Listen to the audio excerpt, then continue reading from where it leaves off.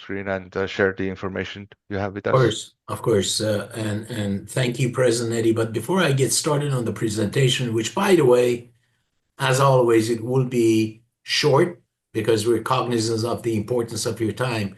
It is important for you to know what we are going to be talking about four subject areas, other than the updates on Legislative Day, which is the main event of the year for any association, including the Mother Association of California Association of Realtors. We will be talking about the locked-in effect. Jordan would enjoy this one. We will be talking about some HUD cuts in the budget of housing and urban development and how it would affect Glendale, by the way, right? And so on and so forth. But before that, I want you all to acknowledge and give a thumbs up on your screens for the following people that have spent time away from home, from business, to attend and volunteer as advocates, as evangelists for this association, if not for California Association. So, sorry, let's start with President Eddie Minassian. He was there all the large part of last week. Very important. President-elect Joe Garpetian, State Directors Carmen Arome, Rick Boniati, Susan Bruselian, and Ira Bland, and of course, state political contact Eric Toro. So, guys, give a big thumbs up on your screens for our advocates, our evangelists in Sacramento. And thank you for that. With that, I'm going to go on our presentation. And we will start right from here. Since we are talking about Legislative Day, I thought it is prudent for you to know how much money is being spent on lobbying. This is direct lobbying of legislators, right, in state of California. Last year, 2024, it was somewhere close to about $500 million. Compare that to about 10 years ago, $300 million, right? And last quarter was one of the highest ever. Now, I share this with you because the association, the California Association of Realtors spent close to $2 million in direct expenditures in lobbying the different legislators. And none of these figures, by the way, have the independent expenditure numbers in it, right? And it's important for you to know that if you add the independent expenditures, it'll go sky high. This is the composition, by the way. This you've seen a variation of this chart prepared by CAR, prepared by GAOR. This time around, I used CAA's chart because it says it does the same thing. You have 80 assembly members and you have 40 senators. Altogether, the body of the legislators in Sacramento is 120 people. Now remember, behind the napkin, quick and not so accurate mathematics, if I were to take the 540 million and divide it by the number of the legislators, folks, each legislator on the average is spent about, well, the lobby per legislator will be about $4.5 million in 2024. So Right. again, Are you sharing the screen or no? oh, I'm not? No. I'm sorry. Let me get started again with the sharing of the screen. I am glad you're telling me that now.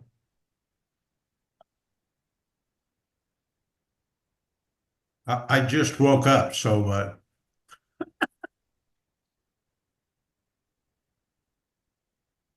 Okay, that's better now. Okay. not yet. There we go. Very good. So we talked about the makeup of the assembly. Real quickly, we talked about the expenditures, about $540 million in 2024, and that did not include independent expenditures. And this, by the way, comes to an average of about $4.5 million per year per legislator expenditure. Let's talk about, Legislative Day in Sacramento. And this is the main event, folks. This is where 2,000 plus realtors congregate, descend on the Capitol, and have the legislators hear what is important to us, what we oppose, and what we support. And again, 80 assembly members and 40 senators get visited by approximately 2,000. Well, this year it was 2,000 realtors and attendees. Some of the issues that were discussed. Number one, there was a bill on the table, Assembly Bill 647, that wanted to up or increase the number of the units that are made possible and or allowed for a single family lot. And that was approximately about 8 units per lot. CAR opposes this, and this thing is on its route to be discussed at the Assembly meeting, at the Assembly legislative body. And the reason that CAR opposes this is because it changes totally the residential character of the neighborhood, some of which we are quite familiar in city of Glendale. And by the way, one of the reasons why CAR opposes this is because we already have laws on the books that says you can build an ADU and a JADU. So including your single family home, you're allowed up to 3 units on a single family lot. And CAR decided to oppose upping this to 8 units. So that's one of the hot issues that all of the legislators heard from 2,000 realtors advocating against or opposing this issue. The next issue, by the way, we have talked ad nauseum about this thing, was 1157 or Assembly Bill 1157, which was going to expand the extreme rent control measures that were adopted back in 2019. If you remember, AB 1482 says, look, you can increase your rents by 5% and plus inflation no more than 10%. This assembly member wanted to cut that in half. In other words, statewide, you will not be able to raise your rent more than 2% plus inflation, but never over 5%. And that included the condominiums and homes, right? Single family homes. And that's a no-no when it comes to our advocacy, and that's why we opposed it. And interestingly, even though this bill made out of its the House of Origin or Committee of Origin, the author pulled it back. So now we don't have to deal with this.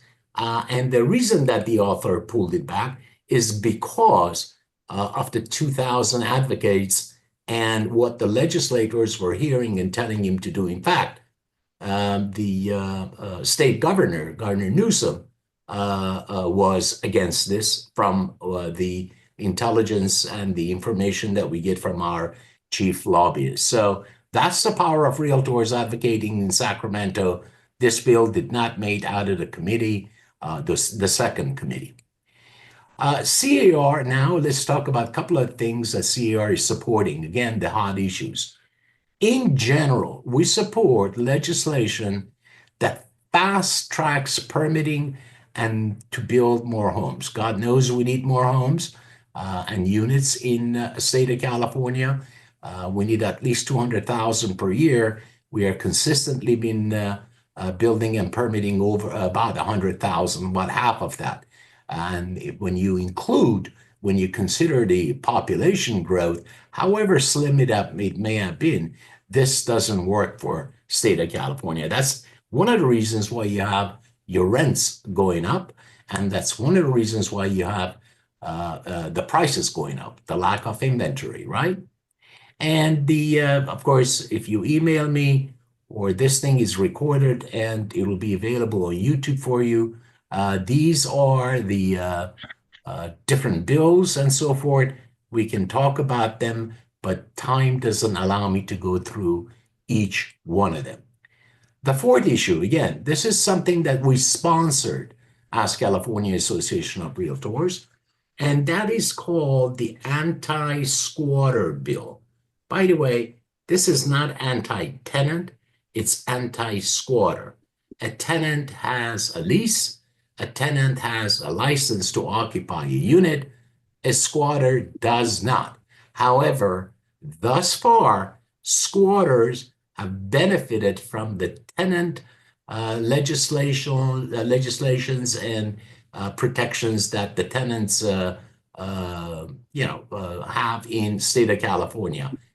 Law enforcement is for this bill, and CAOR is going to be sponsoring it, actually is sponsoring it, and this thing will go on the assembly floor, and we'll know pretty soon where we are with it. The next thing that I want to talk to you about is what all of you have heard, the locked-in effect of mortgages in the West. And the idea behind it is very simple, that because of a tremendous number of mortgages that are below 4%, right now, for example, in the state of California, about 70% of the mortgages are like that. This contributes, exasperates the inventory. Jordan talked about the decreasing rents, decreasing rates, Fed fund rates, and what the possibilities are and so forth.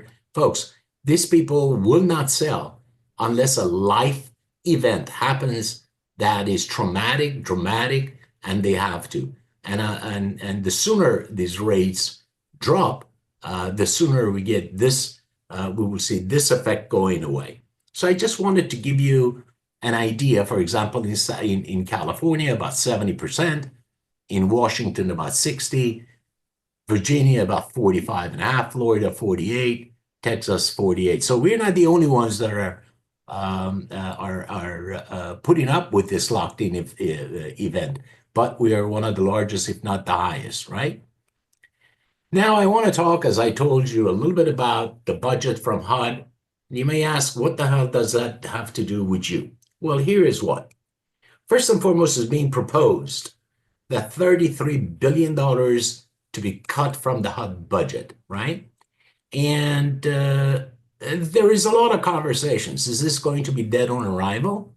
At least not, NHC says it may be. And the reason for that is because a lot of Republican legislators have constituents that are struggling with housing affordability. And that could be the possibility. That could be the reason why this cut may not go through. However, if it does, what does it do with City of Glendale? Why are we so interested about that? Well, here is why. You have 3,000 tenants in City of Glendale that are recipients of Section 8 housing vouchers.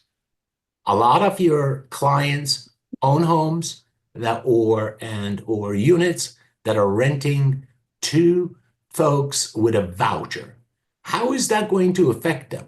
You have 2,300 people that are still in the waiting list. And by the way, that waiting list in Glendale was closed in 2021, 2001, long time ago. So the need is there.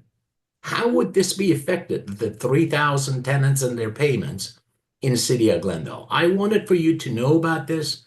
As always, it's been the goal of this association to keep you in the center of transaction by providing information to you that you can share with your clients, right? And differentiate yourself from your competition. That has been the North Star of this association since I've been involved with. And in fact, you've heard me say that over 400 times in 400 different presentations to this association in the past 4.5 years. President Eddie, that concludes my presentation. I appreciate your time. Okay, thank you. Thank you very much.